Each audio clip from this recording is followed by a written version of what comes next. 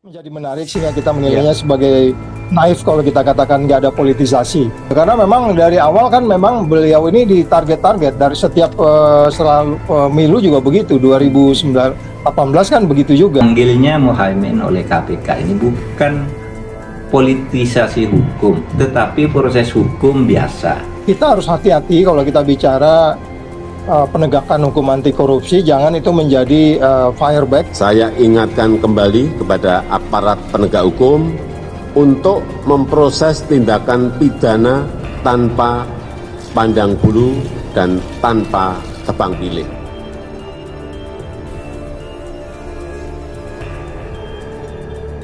Mahfud MD komentari rencana KPK panggil dan periksa Caimin.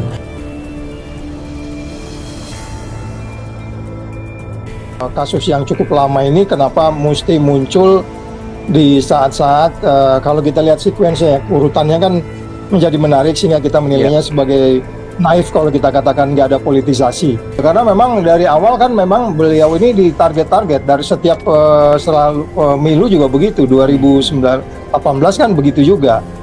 Nah ini yang maksud saya, kita harus hati-hati kalau kita bicara penegakan hukum anti korupsi, jangan itu menjadi fireback atau balik menjadi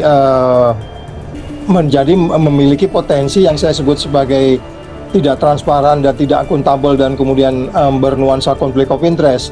Nah ini kan terlihat memang seperti saat ini kita juga tingkat kepercayaan kita terhadap KPK rendah dan pengawas internalnya juga seperti itu, sehingga meyakinkan kita bahwa ada sesuatu yang sebenarnya perlu didalami kaitan dengan sekuens waktunya. Panggilnya Muhaimin oleh KPK ini bukan politisasi hukum, tetapi proses hukum biasa. Menurut saya, politisasi hukum itu artinya menggunakan hukum sebagai alat politik untuk kepentingan politik.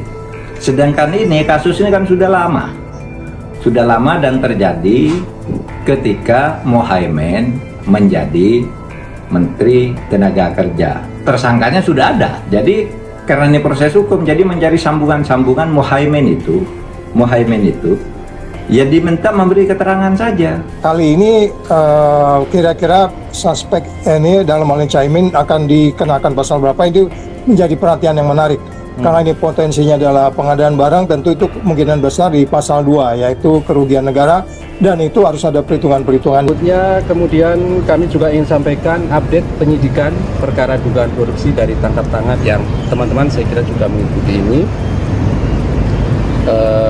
Kemarin hari Selasa dan hari Rabu, tim penyidik kembali melakukan penggeledahan di sana. Ada 3 lokasi yang digeledah, yaitu rumah kediaman dan kantor swasta begitu ya. Kemudian ditemukan dan diamankan berbagai dokumen dan juga bukti elektronik gitu, yang semuanya tentu nanti segera dilakukan analisis dan dilakukan penyitaan sebagai barang bukti dalam perkara dengan tersangka yang sudah kemudian kami umumkan. Saya ingatkan kembali kepada aparat penegak hukum untuk memproses tindakan pidana tanpa pandang bulu dan tanpa tebang pilih. Pemerintah tidak akan campur tangan terhadap penegakan hukum, dan aparat penegak hukum harus profesional dan sesuai dengan hukum yang berlaku.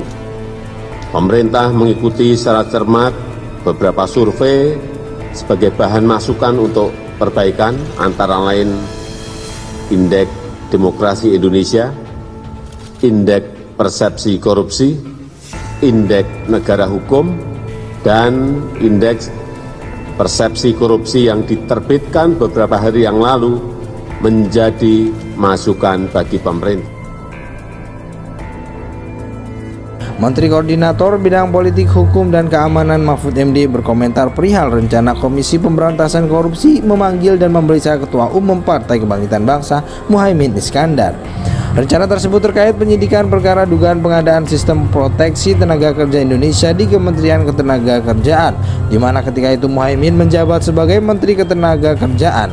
Apakah rencana itu merupakan politisasi hukum? Mahfud memberikan tanggapannya kepada wartawan ketika ditemui di sela KTT ke-43 ASEAN di Jakarta Convention Center, Jakarta, Selasa 5 September 2023. Menurut saya itu bukan politisasi hukum. Kita berpendirian bahwa tidak boleh hukum dijadikan alat untuk tekanan politik, katanya seperti dikutip dari akun Instagram resmi.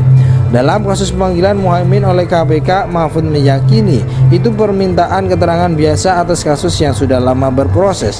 Muhaimin tidak dipanggil sebagai tersangka, tetapi dimintai keterangan untuk melengkapi informasi atas kasus yang sedang berlangsung. Mahfud lantas bercerita kalau pernah dipanggil KPK ketika mantan Ketua MK Akil Mokhtar terkena OTT.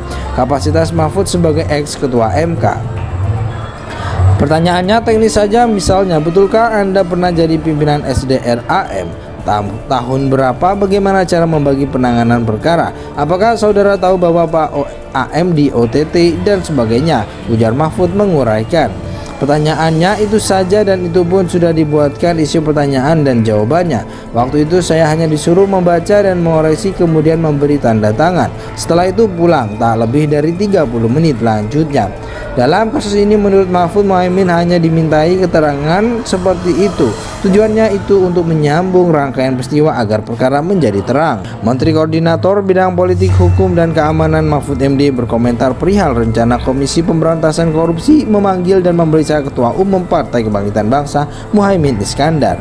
Rencana tersebut terkait penyidikan perkara dugaan pengadaan sistem proteksi tenaga kerja Indonesia di Kementerian Ketenagakerjaan, di mana ketika itu Muhaimin menjabat sebagai Menteri Ketenagakerjaan. Apakah rencana itu merupakan politisasi hukum? Mahfud memberikan tanggapannya kepada wartawan ketika ditemui di sela KTT ke-43 ASEAN di Jakarta Convention Center, Jakarta, Selasa 5 September 2023. Menurut saya itu bukan politisasi hukum. Kita berpendirian bahwa tidak boleh hukum dijadikan alat untuk tekanan politik, katanya seperti dikutip dari akun Instagram resmi. Dalam kasus pemanggilan Muhaimin oleh KPK, Mahfud meyakini itu permintaan keterangan biasa atas kasus yang sudah lama berproses. Muhaimin tidak dipanggil sebagai tersangka, tetapi dimintai keterangan untuk melengkapi informasi atas kasus yang sedang berlangsung. Mahfud lantas bercerita kalau pernah dipanggil KPK ketika mantan Ketua MK Akil Mokhtar terkena OTT. Kapasitas Mahfud sebagai ex-Ketua MK. Pertanyaannya teknis saja, misalnya, betulkah Anda pernah jadi pimpinan SDRAM?